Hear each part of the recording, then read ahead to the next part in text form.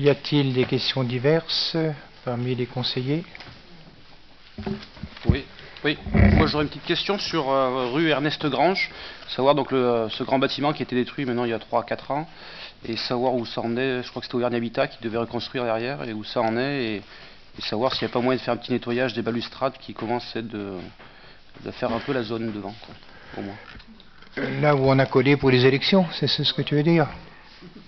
Je rappelle qu'on envoyait un petit mot à tous les partis, hein, en leur disant que c'était interdit de coller et qu'on leur renverrait la facture. Mais bon. Donc pour répondre à la question, c'est toujours d'actualité. On a refait le point avec Auvergne Habitat il n'y a pas longtemps, hein, et donc ils ont prévu, c'est dans les prévisions, de reconstruire du logement. Ils sont en train d'étudier la faisabilité. Ce que j'avais dit lors d'un précédent conseil, qu'en rez-de-chaussée, en même temps, on étudiait la possibilité de créer un multi-accueil. Le rez-de-chaussée de ces bâtiments, et ils envisagent la reconstruction de... comment ils appellent ça, enfin pas sur un grand niveau, sur 2 niveaux, avec des petites, un peu comme ça, comme ce qui s'est fait au Géfour, dans le même esprit. Donc c'est toujours d'actualité. Et ça fait partie du 2e rue, ouais, qui est un des projets. Et aussi, je voulais, juste une petite remarque, c'est m'étonner de la vitesse où c'est rempli le champ du bail. Je sais qu'il y a pas mal de terrains qui sont vendus, mais ça a été vite pour se remplir ces jours-ci. C'était juste une remarque.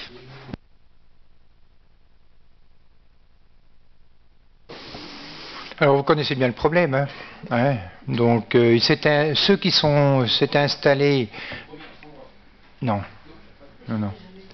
si, vous avez 2 fois, oui. Non, donc c'est les gens du voyage qui s'étaient installés au pré, hein, à qui on a demandé de partir. Ils sont installés dimanche dernier, à qui on a demandé de partir. Ils s'étaient installés à Mathussière. Après Mathussière, on leur a demandé de partir. Ils sont installés au Champ du Bail.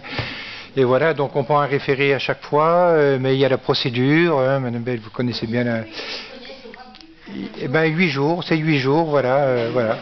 Donc on engage la procédure et on essaie de discuter avec eux. En règle générale, ça se passe pas trop mal, mais des fois, bon là, je sais que dans une des familles, il y a un malade, donc du coup, voilà. Faut créer du lien social. Donc, je rappelle que la compétence, hein, a été transférée à TDM. Je peux le dire parce que j'ai soulevé le problème au bureau de TDM, c'est qu'il faut vraiment qu'on ait une réflexion pour l'accueil des gens du voyage à l'échelle de la communauté de communes. Mais voilà, tout le monde n'a pas forcément envie d'accueillir sur sa commune les gens du voyage, quoi. Voilà. Non, c'est pas les mêmes. Non, ils reviennent, ils repartent, c'en est d'autres. Non.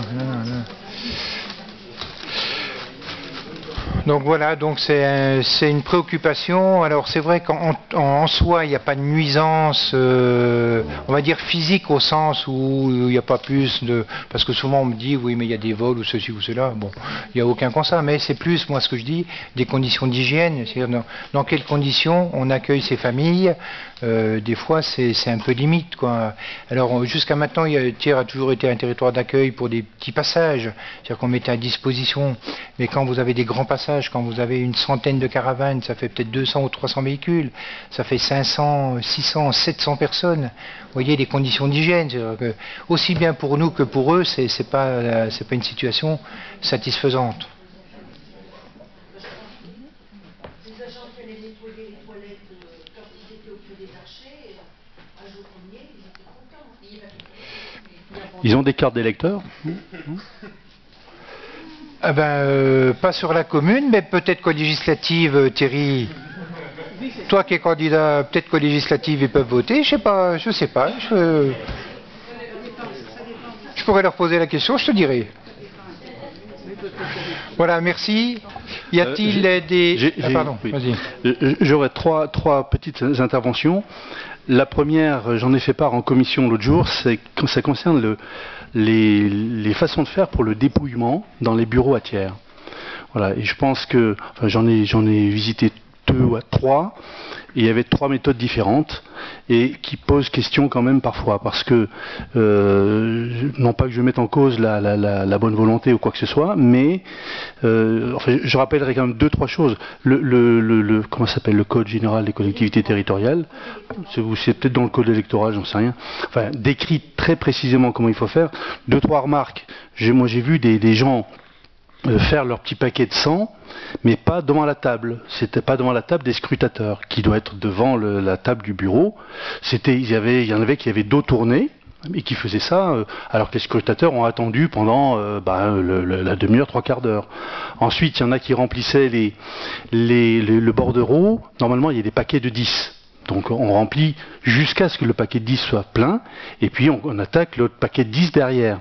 Et d'autres faisaient par je sais pas comment, par dizaines, ils descendaient comme ça. Donc il y en avait, le premier rectangle avait 5 voies, le deuxième en avait 8, le troisième en avait 2, et pour additionner, mais c'était l'enfer. Alors que quand on remplit ces paquets de 10, ben on voit tout de suite si on est à 40, puis on en rajoute 3 si on est à 43. Donc ça a rallongé énormément de temps à un bureau, hein, qui était bien embêté d'ailleurs, mais je pense qu'il faut que la règle soit rappelée à tout le monde. Nous, on l'avait fait à une époque entre présidents de bureau, c'était de se relater ce qu'il faut faire et ne pas faire. Ensuite, un autre détail, c'est quand il y a une table de scrutateurs, eh bien, il faut que celui qui ouvre l'enveloppe, donc montre bien effectivement ce qu'il y a dedans et le dise, et le transmette en diagonale à celui qui est en face de lui, et non pas celui qui est à côté de lui. Je dis ça parce que, entre autres, il y avait des bureaux où il y avait 2 tables de scrutateurs. Pourquoi pas, mais elles étaient très rapprochées, ce qui fait que l'électeur qui veut être là au moment du dépouillement ne pouvait pas passer autour de la table, parce qu'elles étaient très proches l'une de l'autre. Voilà, c'est des détails comme ça. Je pense que ça, c'est dans l'intérêt de tout le monde, hein, autant de ceux qui sont les organisateurs et responsables des bureaux, que des électeurs qui sont là et qui ont envie qu'il y ait une parfaite transparence et fluidité dans l'organisation du dépouillement. Mais il faut reprendre le code et je pense avoir une lecture commune, parce que c'est important de l'appliquer pour tout le monde, de la même façon. Oui, par rapport au point relatif aux imprimés avec les dizaines, tout ça, ce qui est important de dire, c'est que la loi ne précise rien là-dessus, c'est que l'imprimé qui a été fourni a été établi par les services, donc pour les scrutateurs, donc c'est pour un côté pratique, mais la loi ne précise rien là-dessus, donc on fait pour le mieux. Par rapport au fait qu'on doit pouvoir circuler autour des tables des scrutateurs, c'est vrai qu'il faut pouvoir circuler autour des tables de scrutateurs. Et par rapport aux enveloppes, les centaines, là non plus, rien n'est précisé sur le code électoral, sachant que moi j'ai regardé sur Internet, je trouve qu'à Thiers ça se passe pas trop mal, parce que quand on voit, il y en a encore qui ont la méthode de prendre l'urne et de la vider sur la table sur Internet. C'est impressionnant, quoi, que nous on sort ça par dizaines, on recompte. En fait, je veux dire que le point qu'il y a à retenir par rapport à ce que vous avez dit, c'est effectivement qu'il est important que les personnes puissent circuler autour des tables du scrutateur. Non, mais je rajoute quand même la composition des enveloppes, c'est-à-dire qu'on ne tourne pas le dos au public. Voilà, voilà. Je pense que le président qui a la responsabilité de faire ces grosses enveloppes de sang, ouais, il est face aux électeurs et au public, et non pas des gens devant qui aident, hein, qui ne sont pas là pour masquer quoi que ce soit, mais par méconnaissance de la conséquence, se sont mis à l'envers et bouchent la visibilité de ce qui se passe. Donc je crois qu'il faut que ce soit vachement clair. On le rappellera pour les prochaines échéances qui sont, je le rappelle, le 11 et 18 juin. Tout à fait.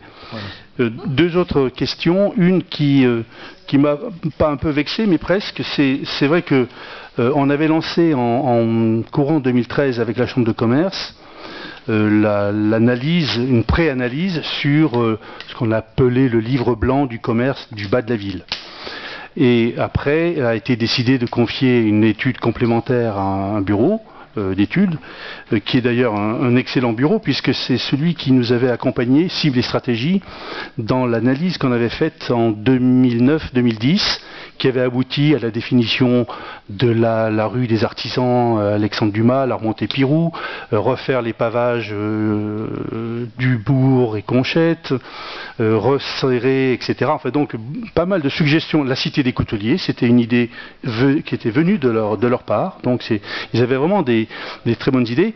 Enfin toujours est-il que heureusement qu'on lit la presse locale et régionale, parce que c'est là qu'on a appris qu'ils étaient venus faire un compte-rendu pour les élus. Alors donc on ne doit peut-être pas être invité à la première réunion, peut-être, que le soir même il y avait une réunion pour les Tiernois. On ne l'a pas su, je ne sais pas comment ça a pu être. Voilà. Alors, je pense que ce sont des sujets sur l'organisation territoriale et commerciale du bas de la ville, qui nous intéressent de très près, hein, et on aurait aimé et on aimerait pouvoir y être associé, parce que c'est quand même important, quoi. Et là, on ne sait pas trop ce qui s'est dit. Alors, est-ce qu'il y a un compte rendu, quelque chose qu'on pourrait avoir, à défaut d'avoir pu participer à la réunion, que vous pourriez nous transmettre pour qu'on puisse déjà prendre connaissance de leur première position ou proposition. Et puis ensuite, s'il y a d'autres réunions, volontiers, on y participerait. Alors l'information, donc c'était pas un rendu du diagnostic, c'était un point d'étape. On a fait une réunion publique il y a 1 an en arrière déjà, à la Chambre de commerce. J'ai plus la date en tête, au mois de novembre, au mois de décembre, enfin bon, je ne sais, au mois de janvier, oui, il y en a eu 2, enfin bon. Et là, les 2 dernières réunions, c'était un point d'étape en disant, voilà, au jour d'aujourd'hui, voilà où nous en sommes.